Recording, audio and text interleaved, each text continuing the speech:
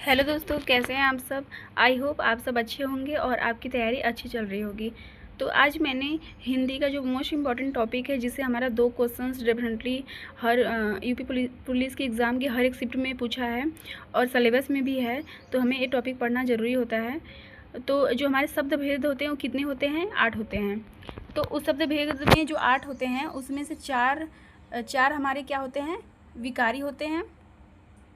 4 हमारे विकारी होते हैं और 4 अविकारी होते हैं। तो हमें याद होना चाहिए कि विकारी में कौन कौन से आते हैं, इनके नाम याद होने चाहिए। तो विकारी हमारे कौन कौन से आते हैं? संज्ञा, सर्वनाम, क्रिया और विशेषण। ये शुरू से 4 हमारे क्या होते हैं? विकारी होते हैं। और अविकारी की बात करेंगे तो इसमें भी 4 होते हैं। कौन कौन से? क्रिया विशेषण, समुच्चय बोधक, विस्मय आदि बोधक और संबंध बोधक। तो ये हमें विकारी में कौन कौन से आते हैं, ये हमें चारों इसमें याद होनी चाहिए। और अविकारी में क्या क्या होते हैं, हमें इनका नाम याद होना चाहिए। तो जो हमारे शुरू के 4 होते हैं वो विकारी होते हैं और उसके बाद क्या होते हैं? अविकारी। यदि आपको शब्द भेद शुरू से याद होंगे तो आप इसको आसानी से याद कर पाएंगे। तो इसमें मैंने विकारी में पहला क्या है? संज्ञा लिया है। तो संज्ञा के मैंने भेद इस सबको वर्णन किया है। तो देखिए हमारा संज्ञा हम बचपन से ही पढ़े होंगे कि संज्ञा क्या होता है। तो किसी व्यक्ति, वस्तु या स्थान के नाम को क्या बोलते हैं? संज्ञा बोलते हैं। जैसे मैं बात करूँ रमेश, तो रमेश क्या है? किसी व्यक्ति का नाम है। और वाराणसी क्या है? किसी स्थान का नाम है। और किताब क्या है? किसी वस्तु का नाम है। तो बस अगर हमें डिफिनेशन याद हो गया तो उसके थ्रू हम एग्जाम्पल से याद कर सकते हैं, चीज़ों को समझ सकते हैं। तो देखिए, किसी व्यक्ति, वस्तु, स्थान के नाम को संज्ञा बोलते हैं। तो बस जहाँ पे भी आपको नाम दिख जाए या किसी चाहे व्यक्ति का नाम हो, चाहे स्थान का नाम हो, चाहे वस्तु का नाम हो, वहाँ पे क्या होता है? संज्ञा। तो संज्ञा कितने प्रकार के होते हैं? 5 भेद। ये आपको याद होना चाहिए कितने प्रकार के होते हैं। कभी इससे भी क्वेश्चन पूछा है कि संज्ञा कितने भेद होते हैं या सर्वनाम के कितने भेद होते हैं। भेद से भी 1-2 क्वेश्चन कभी कभी एग्जाम में पूछ देता है। हमें संज्ञा के जो 5 भेद हैं उनका नाम याद होना चाहिए, क्योंकि एग्ज़ाम में क्वेश्चन बनता है कि निम्नलिखित में से कौन संज्ञा के भेद नहीं है। तो जब आपको यदि 5 नाम याद होगा तभी आप उस क्वेश्चन को कर पाएंगे। इसलिए संज्ञा के जितने भी भेद होते हैं आपको उनका नाम याद रखना ज़रूरी है। तो कौन कौन से होते हैं? व्यक्तिवाचक संज्ञा, जातिवाचक संज्ञा, भाववाचक संज्ञा, द्रव्यवाचक और समूहवाचक। यहाँ पे मैंने 2 बार लिख दिया था। तो समूहवाचक। अब हम बात करते हैं व्यक्तिवाचक की बात। तो व्यक्तिवाचक में क्या है कि जिसमें व्यक्ति या वस्तु का बोध हो।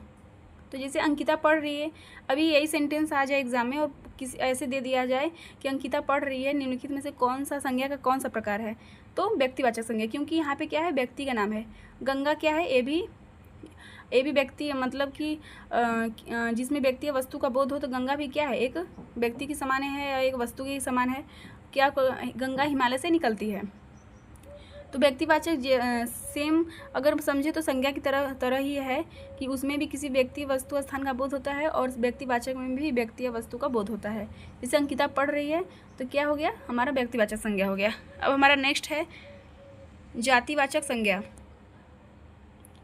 तो जातिवाचक संज्ञा, तो जाति से पता चल रहा है कि किसी विशेष प्रकार की या किसी व्यक्ति, वस्तु की समस्त आदि, मतलब जो जाति का बोध हो। जैसे अभी मैंने बोल दिया कि पेड़, तो पेड़ क्या है? एक हमारा जाति है, क्योंकि पेड़ के अंदर विभिन्न प्रकार के पेड़ आते हैं। ऐसा तो है नहीं कि सिर्फ पेड़ एक होता है। अगर एक होता तो उसका तो अलग होता, लेकिन जाति का मतलब है कि एक अगर बोला जाए तो उसके विभिन्न प्रकार की जातियों का भी बोध हो। जैसे नदी बोला मैंने, तो नदी तो कोई एक होती नहीं है। नदी में गंगा नदी, कावेरी नदी, कृष्णा नदी, विभिन्न प्रकार की नदियाँ हमारी आती हैं। तो नदी क्या हो गया? हमारा जातिवाचक। गाय के अंदर भी विभिन्न प्रकार की प्रजातियाँ आती हैं। गाय की विभिन्न प्रकार की प्रजाति आती है। और पर्वत में भी विभिन्न प्रकार के पर्वत आते हैं, जैसे माउंट एवरेस्ट, K2, ये सब हमारे क्या हो गए? जातिवाचक। तो हमें नाम से भी पता कर सकते हैं कि इसमें ही छुपा है, समझ लीजिए। यदि आप जाति का अर्थ समझ जाएंगे तो अभी हम लोग अगर जाति में ही बोले हैं तो एक जाति का नाम बोलने में उसमें विभिन्न प्रकार के लोगों का वर्णन होता है, तो वही तो जाति होता है ना। तो उसी प्रकार की अगर हम एक नाम बोल दें उसके अंतर्गत और ढेर सारी हैं तो उसे हम जातिवाचक समझ सकते हैं। अब हमारा तीसरा है भाववाचक। तो भाववाचक संज्ञा किसे कहते हैं? भाव से पता चल रहा है कि मनुष्य के अंदर की जो भाव होते हैं। तो यहाँ पे डिफिनेशन क्या है कि किसी व्यक्ति की दशा, भाव, स्वभाव आदि का बोध हो, चाहे वह सुख हो चाहे दुख हो, कुछ भी, मतलब कि अंदर का जो भाव है, ऐसा तो है नहीं कि हमारा जो भाव होता है हमेशा दुख का हो या सुखी का हो या आनंद का हो। तो जो भी हमारा भाव है, जैसे दया है, क्या है हमारे अंदर, अगर दया है तो ये भी हमारा क्या है, भाव है।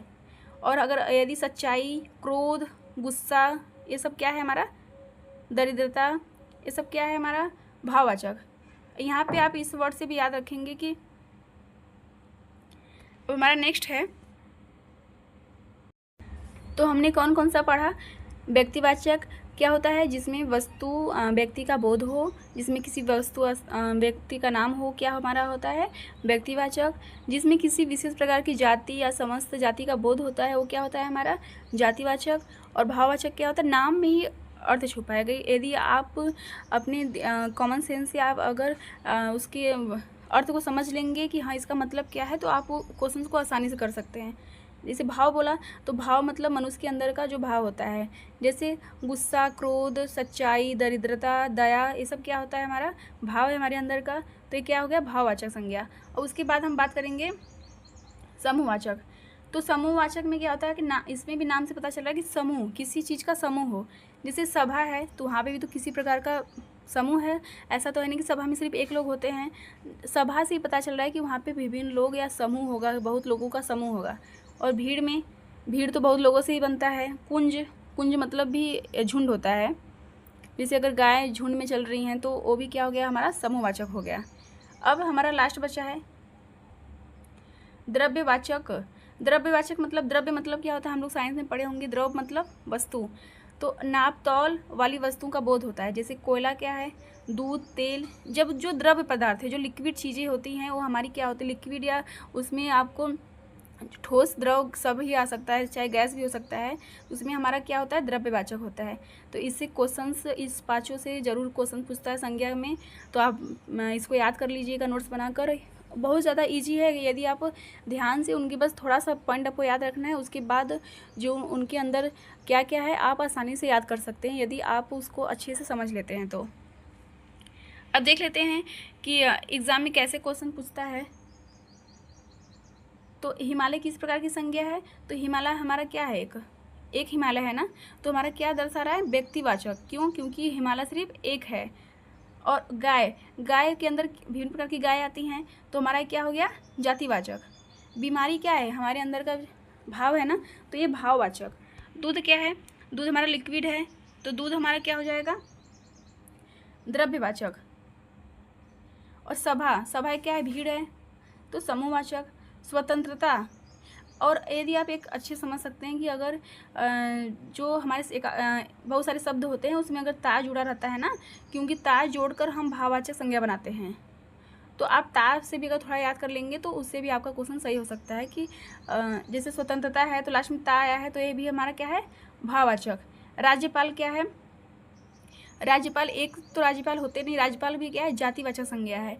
रामचरितमानस किसी विशेष व्यक्ति का बोध करता है, तो क्या हमारा हो गया, व्यक्तिवाचक संज्ञा। क्योंकि रामचरित के अंदर तो ढेर सारे रामचरितमानस तो आते नहीं, एक है ना, तो इसीलिए रामचरितमानस क्या है, हमारा व्यक्तिवाचक संज्ञा है। यहाँ पे हम देख लेते हैं, क्वेश्चन ये पूछा है बहुत बार एग्जाम में, मीठा शब्द से भाववाचक अगर बनाना है तो क्या बनेगा, मिठास। संज्ञा के, अब जैसे मैंने बताया कि क्वेश्चन कैसे बन सकता है, कि पूछा है कि संज्ञा के भेद नहीं है, कौन भेद नहीं है, तो हम जानते हैं कि व्यक्तिवाचक संज्ञा भी होता है, द्रव्यवाचक संज्ञा भी होता है, भाववाचक भी होता है, लेकिन निजवाचक नहीं होता है। तो ऐसे हमें अगर पॉइंट याद रहेंगे तो हम क्वेश्चन को सही कर पाएंगे। तो ऑल दी बेस्ट।